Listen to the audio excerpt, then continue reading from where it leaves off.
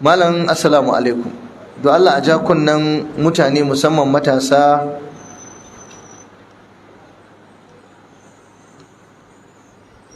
musamman waɗanda suke faɗan irin wannan kalma wai inda rabbana ba me ba wahala. Kaji ma duk masallacin ma yan inda rabbana din inda rabbana ba wahala. Kalmar akwai abin duba a kanta, to sai dan Allah malam a yi sharhi a kai sosai. Allah ya sa mu gyara, Allah ya ƙara wa dakta lafiya, amin. To ni a fahimta ta kwanan nan wani ya mun tambaya akan wannan kalmar ta waya. Ni ban san ana faɗanta ba, ban ma taɓa jin wani ya faɗe ta ba, amma dai ana faɗa cewa inda rabbana ba wahala. To sai a tambayi Hausawa, wani yanzu a cikin ku sai in tambaye shi me Bahaushe yake nufi da inda rabbana ba wahala? Akwai wanda zai bani ansa? Waye san ma'anarta? Na malam. Na'am. Wai masu wasan Hausa ne suke amfani da kalmar cewa sai za su aikata wani abu mai kyau ko mara kyau.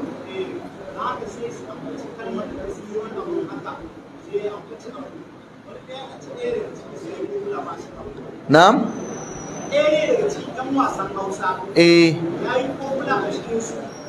Na'am.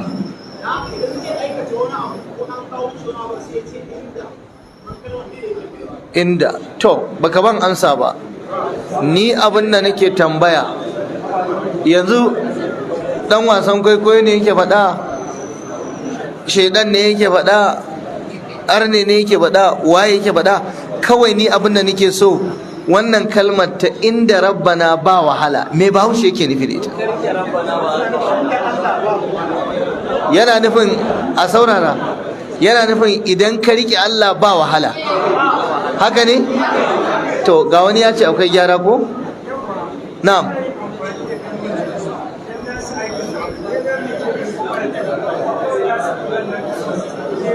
To yanzu wani abu ne na biyu, ku saurara. Mutane suna da ƙaiƙayi akan amfani da wannan kalmar. Kuna fahimta na? Dalili shine ita kalmar ta fito ne daga wasu mutane da ake ganin suna aikata wasu abubuwa da ya saba shari'a, sai kuma suka ƙirƙiri kalmar, suke amfani da kalmar idan za su yi wani abu da ya saba shari'a ko bai saba shari'a ba. Ina fatan kuna fahimta. Yanzu wannan magana ne guda biyu. Yanzu mu ɗauki ma'anar kalmar daban, amfani da kalmar kuma a wani wuri shi kuma daban. Yanzu misali, idan mutum ya zo zai hau tirela daga nan zai tafi Lagos, da zai hau ya ce to inda rabbana ba wahala, sai ya hau ya tafi, ya saba wa Allah? Ya yi kuskure? To ni abin da na ce, a fahimta ta, in dai ma'anar kalmar aka duba, in Bahaushe abin da yake nufi da inda rabbana ba wahala, to wannan kalmar ba laifi bane mutum dan ya faɗe ta. Ya ce in akwai Allah ba wahala, ai kwarai kuwa za a ma ba shi ayoyi da hadisai ma akan wannan abu. Amma ku fahimce ni fa, saboda lokaci ne na fassara da juya. Yanzu wannan magana ta ba mamaki a yanke ta, aje a jona ta akan abin da waɗannan mutane suke. To zan ƙara yin bayani. Shi bari in gama malam.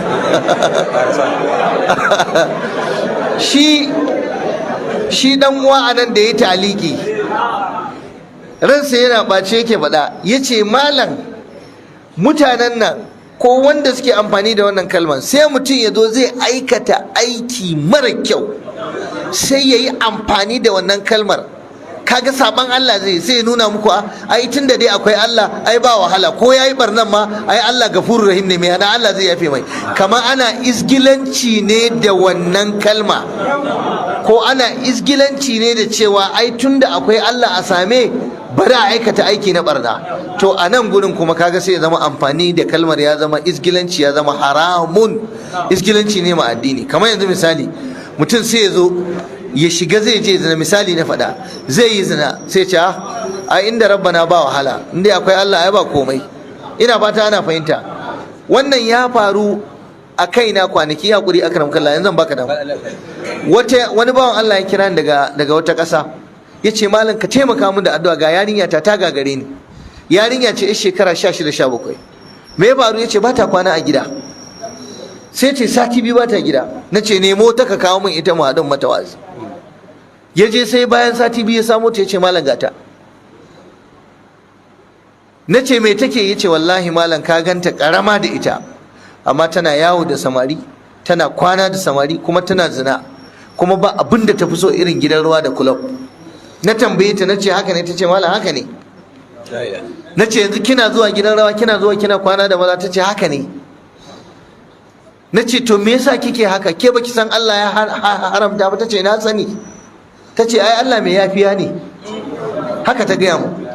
Kaga ta yadda Allah mai yafiya ne, tana sane da Allah mai yafiya ne, take zuwa take keta dokar ubangiji. Wannan ba daidai bane, wannan kuskure ne. So ya danganta ga yanda aka yi amfani da kalmar.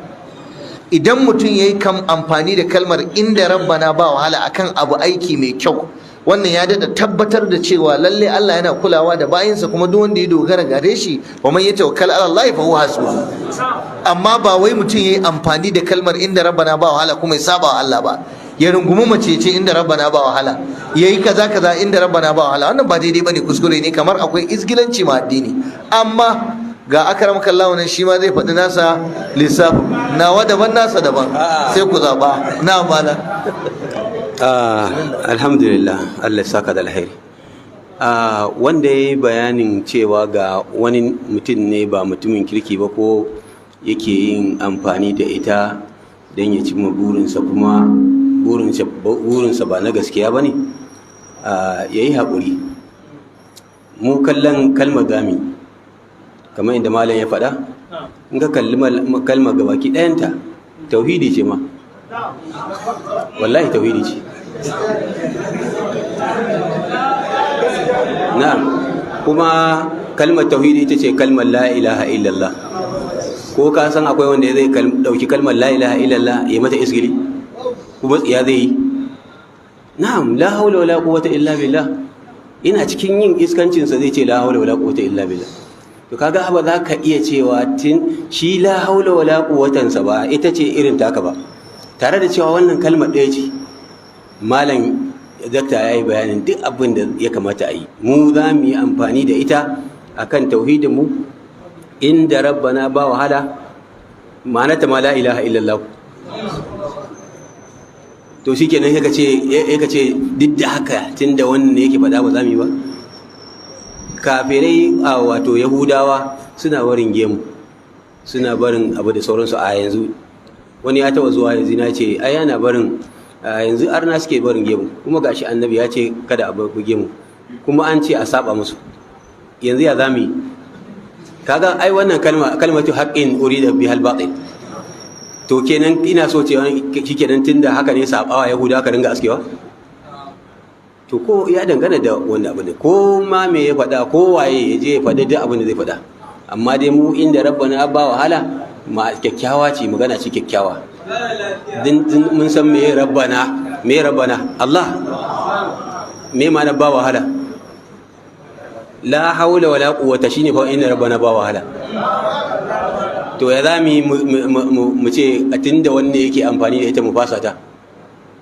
Malam yayi bayanin komai, ni sharhi ne kawai. Allah saka da alheri, garbakallah. Malam Allah ba da lada, Allah saka da alheri.